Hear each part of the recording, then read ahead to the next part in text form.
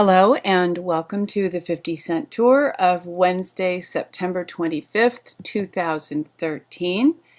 Please find a seat on the Liberty Bus and we will begin our tour of the day.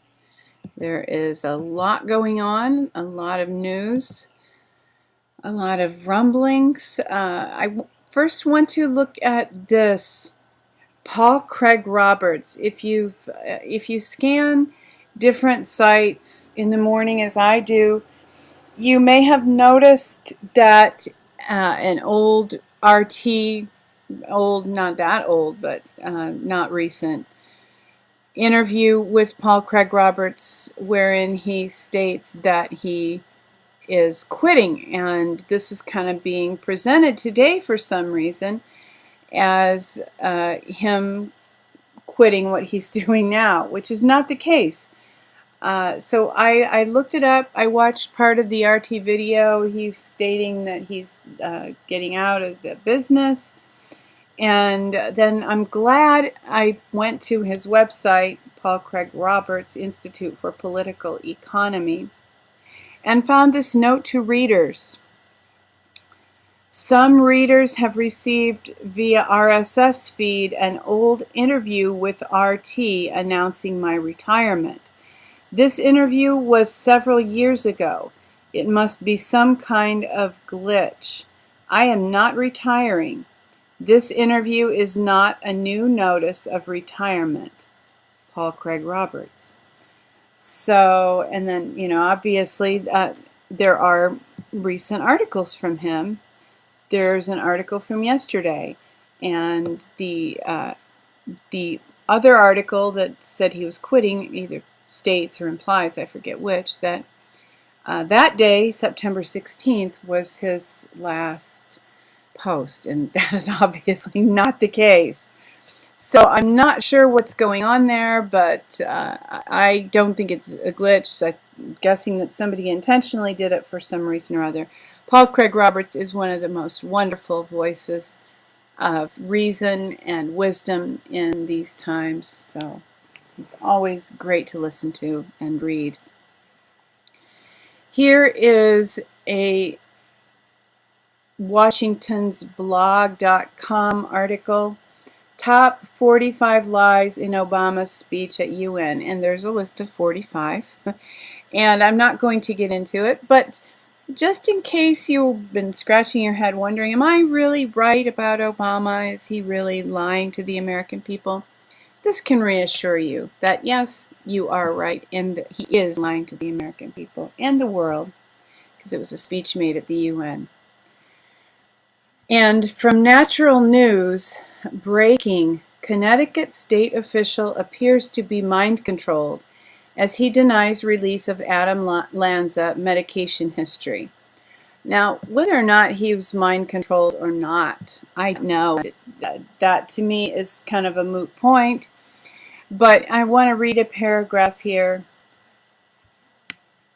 In a bizarre justification for the state's denial of the release of Lanza's medical records and toxicology report, Kwanashi claims that even conclusive causal linkage between psychiatric drugs and the shooter's murderous behavior would be irrelevant and constitute an illegitimate use of information.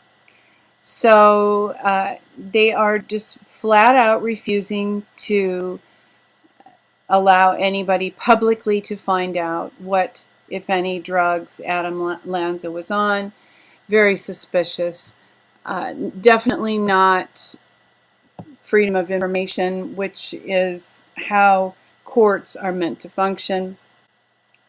It certainly seems as if the powers that be do not want anyone to know what drugs he was on, because those drugs will be implicated and people will stop taking them as they should. It would be great if people began to doctors after they had erratic behavior when taking these horrible meds. And here I have an article from 2012, The Big Picture. Sir Ranulph Fiennes' book Foretold Princess Diana's Death in Tunnel.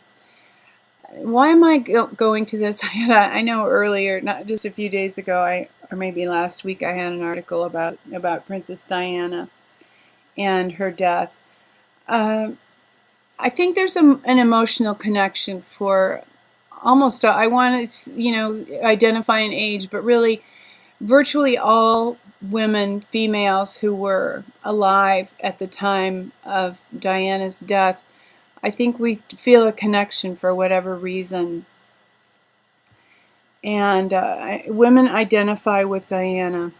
And at that time, I can't speak for anybody else that may feel an emotional connection to Diana, but I wasn't awake at that time, so I wasn't aware that the royals were involved in, pedophilia or anything like that, although Diana, I don't believe, was. Here's a quote, though, from this article, another level of significance of what happened to Diana. Diana's assassination is probably Britain's 9/11. And that's another reason why this story lingers and doesn't go away. There's just this feeling that something is not right, even among people who are not awake. Here's another article, kind of a twin article from 2012, The Big Picture. Princess Diana murder probe in chaos after soldier flees UK before questioning. So the whistleblower has had to flee for whatever reason. And this quote says, I think it's pretty obvious someone is in fear for their life, isn't it?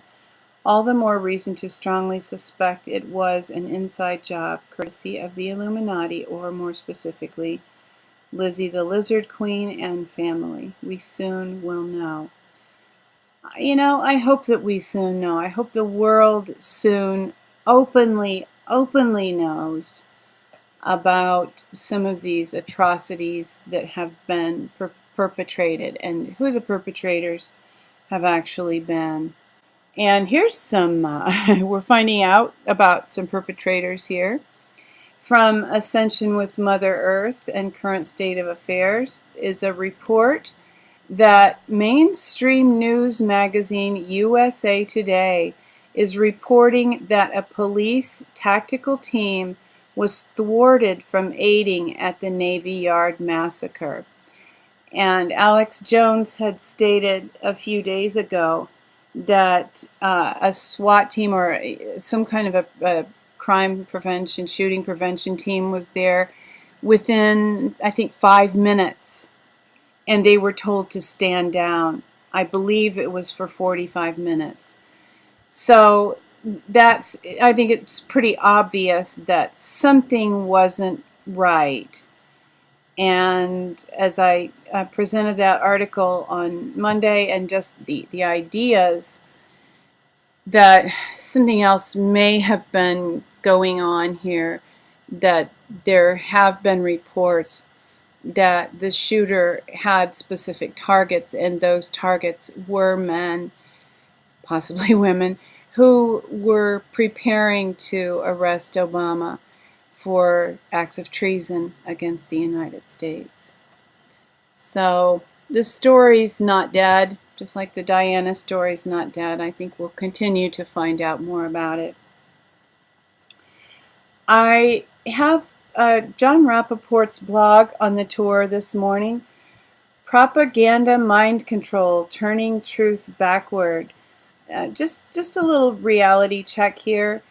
If we find ourselves becoming overwhelmed, wondering, am I crazy, or what is really going on? This is helpful. He explains how the deceptive webs are being woven and helps us cut through to what is really going on. And here's another article from Ascension with Mother Earth and Current State of Affairs. Military insiders, stock market crash in mid-October. Dr. Bill H. Weld's intelligence report. You don't often hear me talk or see articles on the tour about stock market crashes, economic crashes, things of that nature. I don't like to fearmonger. I believe that there's a lot of information that's put out to the truth and liberty community that the information is meant to cause us to be afraid, to generate louche, to be locked in where we are, to be panic-stricken and unable to respond to things. But I think that it's, considering what's happening in the world, I think that it's reasonable to take a look at this.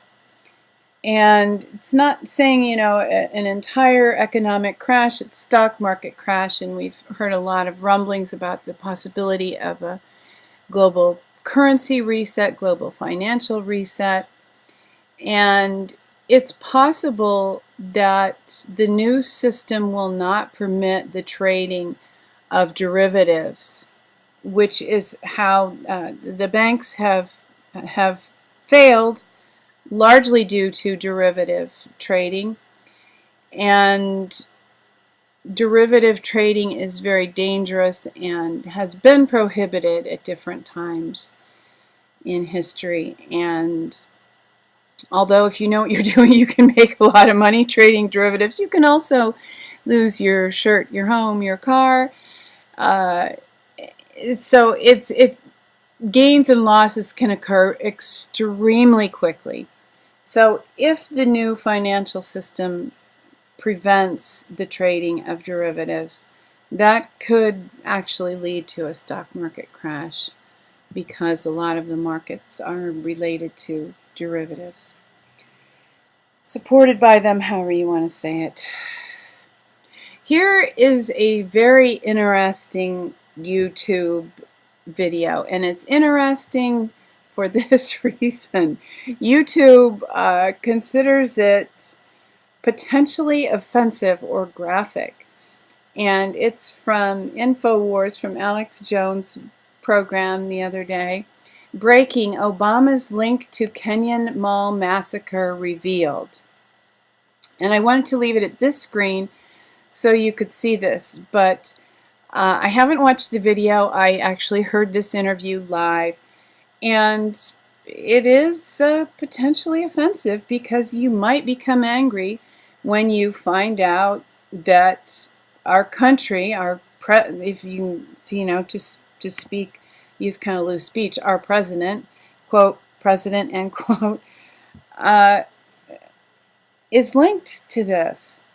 So it's very intense news, very intense video, but what's intense is the reality. So it's very relevant to what's going on today in our country and in our world. Yesterday and through to this morning, Ted Cruz spoke. Ted Cruz's filibuster on Obamacare is fourth longest in Senate history. He was speaking for 21 hours. So that is a long time. Will it do any good? I don't know.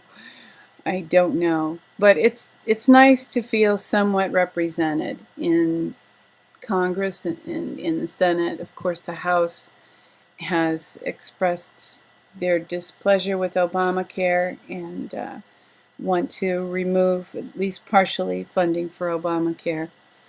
So we'll see if the Senate can appreciate the wishes of the American people not to have their health care become so much more expensive, as it will under Obamacare. Here's an interesting article. Russian parents group asks Putin to cancel Elton John concert. And this is from Reuters. I just want to read the first paragraph. A Russian parents committee has asked President Vladimir Putin to cancel a planned concert by gay musician Elton John, saying he intended to violate a ban on homosexual propaganda. First of all, I want to say I am actually a big fan of Elton John. I love his music. I have many of his albums, CDs. I've seen him live. It was a great show. I think he's a wonderful person. But this idea of people becoming more concerned about and aware of levels of morality. It's interesting that we're hearing this from Russia, but I believe that it's this we're going to see this more in America and probably throughout the world. It was interesting to me. I'm not really an astrology buff, but I happened to notice Carl Boudreau's, I think it was Carl Boudreau's month of October.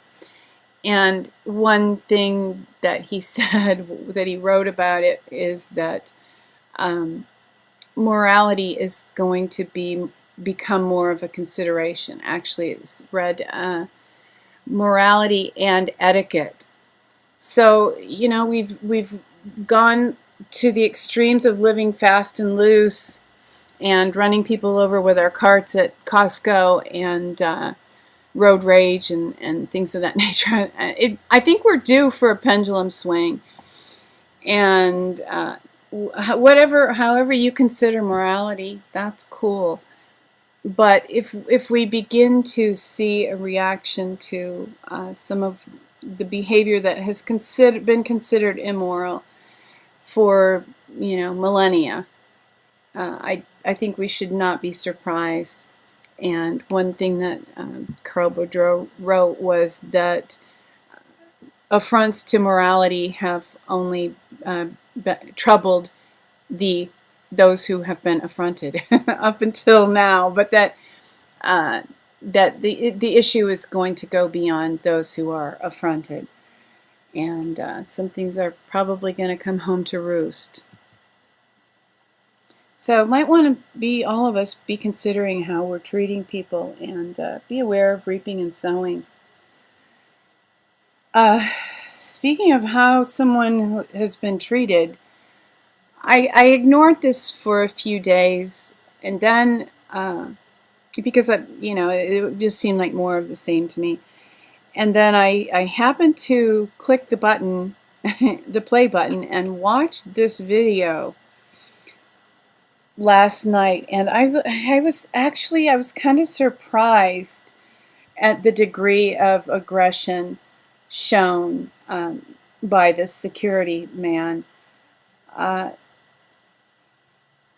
Talk about etiquette. You know, I just was thinking about how you know, a little town meeting, a school board meeting. I don't believe I've ever been to one where there was security who didn't just sit there. If there was security, you know, they just sat there and looked bored. I mean, it seems like people should be able to just say, "Sir, could you make your question more brief, or could you, you know." For somebody to walk up to this man who's sharing and start pushing him on, you know, on the chest, and it seemed like excessive use of force. Honestly, it seemed like just thuggery. And it reminded me of a part of Lord of the Rings that a lot of people don't know about because it's not in the movie. You have to read the books. When the hobbits came back from their, you know, from throwing the ring in Mount Doom and all that very dramatic stuff, they returned to the Shire only to find that the Shire had been taken over by a bunch of thugs and Ted Sandyman. He had always been kind of a thug, and at a certain point he was empowered by Saruman. After Saruman's fall, Saruman and Wormtongue went to the Shire just to, you know, to get some revenge on the hobbits.